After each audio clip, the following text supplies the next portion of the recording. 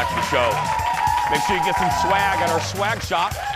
Go to Facebook. The link's right there. Well, Easter is coming up, and if you're in search for something inexpensive but delicious to go with the brunch, you're in luck. Guess who's here? Give it up for the wine diva, Leslee Miller from Amuse Wine and the fabulous store Sit Better and many other things. She's going to be roller skating soon, too. Anyway, hello, friend. Hello. How you doing? Cheers. Cheers. Good to see you. You too.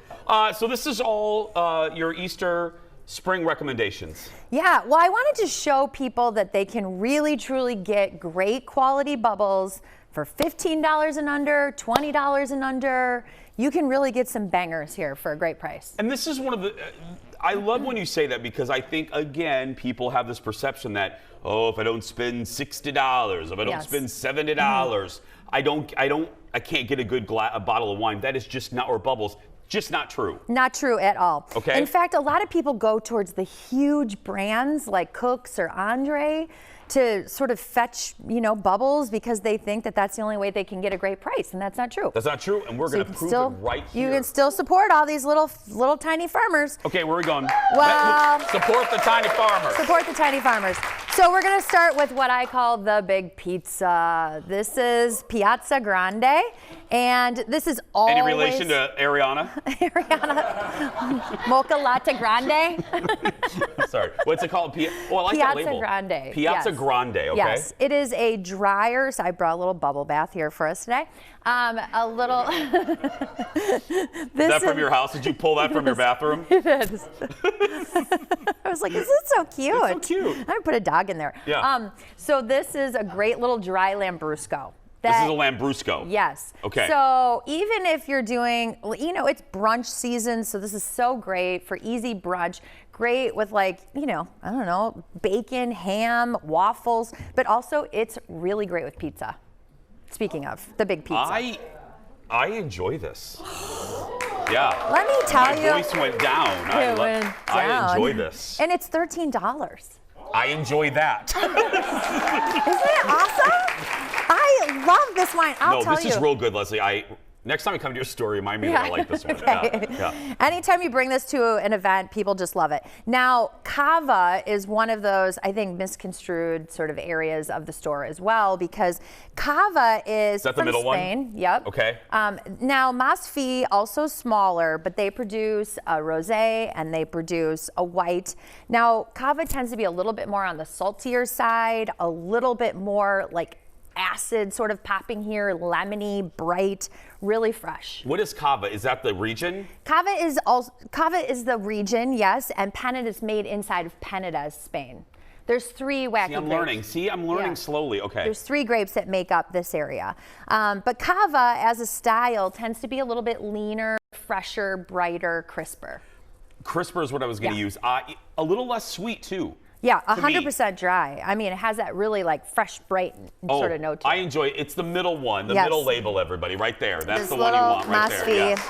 So great. And again, $13. Okay, $13 again. Yes, I love this guy. I love it. Now, the one that sort of went bananas this year for the holiday was the Henry Varney. Remember, we had showcased it in Stephanie's holiday party. Oh, this is the Stephanie Hansen. We did a holiday show with Hansen. Yes. She went to go visit Leslie at Sit Better in the North Loop. Go support small business. Yes. Go support Leslie. And this is the wine? Yes, so this is Henry Varney, and this is from France. And, in France, we tend to go right towards the region of Champagne in the north, and that's an expensive region these days. So this is another $12 to $13. Shiver me timbers. Yes, this is so good. I now know why Hansen went cuckoo for Cocoa Puffs over this. Yeah, I mean, this is sensational. You could just put a straw in that and, just go to town. A straw? I'm just going to drink it out of the bottle. Are you kidding me? The audience and I are going to share in the break. I'm telling you.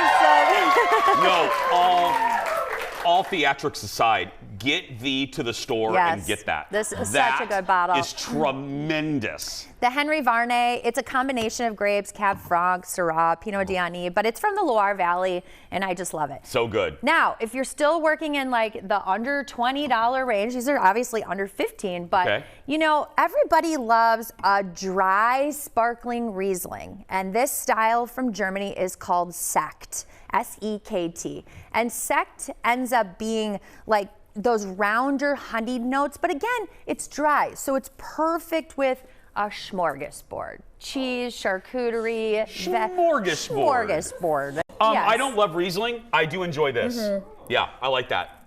Okay. Beautiful. Okay, and then if you do like sweet, okay? Yeah, this is for sweet people. Now you have a little dessert board. This is Ilio Perone. Ilio Perone? Ilio Perone. And, I'll let you say that, okay. And this is actually a combination of Brachetto, which is a red grape, and Moscato. But this is another one for $18. Oh, I love it. It's like strawberry cream. It is. It's very sweet, but if you like sweet wines, this will make your ears flutter. Yeah, it'll dance on your palate. Wouldn't it be good with donuts? It would be good with donuts. Oh, donuts, chocolate, you name it. Sure, Leslie, whatever you want. Again, if you missed any of these recommendations, do not worry. We'll be posting this on our socials a little later. Now, when we come back, you guys had a really great response to this the last time Leslie did this. She is busting more wine myths. Things you've been told your entire life is a lie. Yes. We'll be right back. Back in a moment. Holy crap. This Henry. I know. Oh my.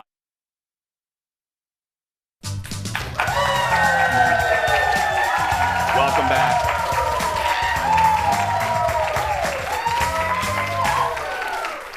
By the way, there is an audience revolt going on.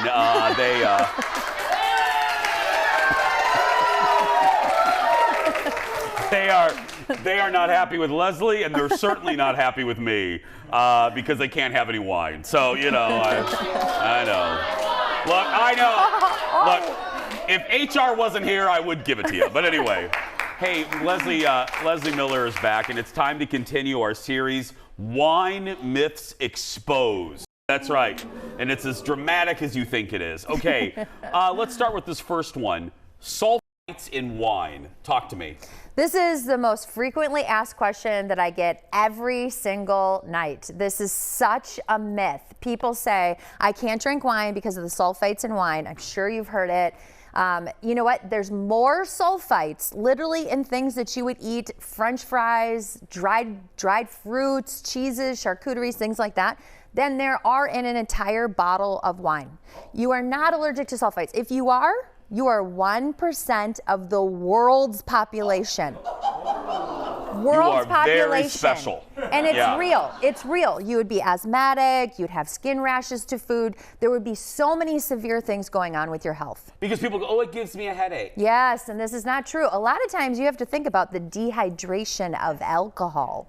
Let's start there. Yeah, that's not, and the sugars can give you a headache, right? Sugars can give you headaches too if there's added sugars. You know, I love to focus on these wines that are very natural in the sense that there's nothing added to the wine. Yeah, sometimes those blends, oh, they're just nothing but sugar. Yeah, you know, the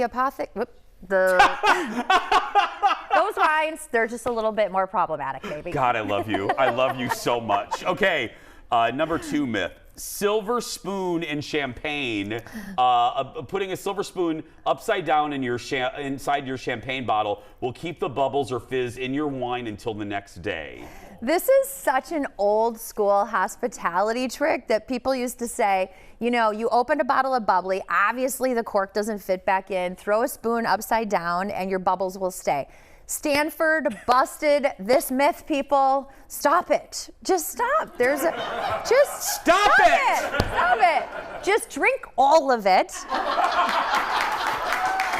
Or you invite Jason and I over. Those ladies right there. Invite them to your house. Invite Jason and I over. We'll help you with this bottle. Or row 1. Yes. Yeah. You know, the other thing I love to do too is just throw saran and a rubber band around it, but upside down, that metal does not react to the bubbles. That's false. Okay, number 3. This is the next final myth. Drinking the second cheapest wine on the wine by the glass list in a restaurant is secretly picking the best wine. Okay, so I have never heard this. Well, I'll tell you who has heard this. I did Executive this producer for Jeff? Yes. I did this for Jeff, and Jeff goes, "What are you talking about, Les?" And I said, "You know what?